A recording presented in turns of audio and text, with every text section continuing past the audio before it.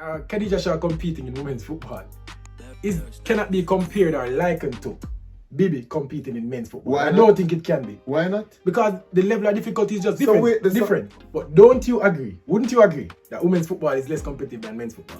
Now, taking anything away from Khadija Shaw, she's definitely top 5. Definitely top 3. But then when you think about a player going to the men's World Cup, scoring 2 goals, playing in 3 games, like I think what Tappa did is way greater than what Khadija Shaw did in the last World Cup, and that is just a fact. Let me talk. I think that eventually she can get to a point where the stats and the achievement, albeit in, I think, an easier situation than in men's football, where the case will be so great that it can even make case for anybody else. That's what I think. I don't think it is there yet, personally.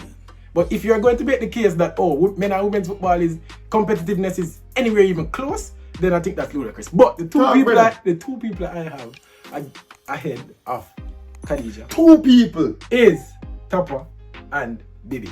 For me, personally, I feel like the men's game is more competitive and harder to do great things than the women's game. I rest my qualifying for one men's World Cup. Tell me, liken that to qualifying for a women's World Cup. How many women's World Cup would you have to qualify for to liken it to one qualification to a men's World Cup? 2 for 1.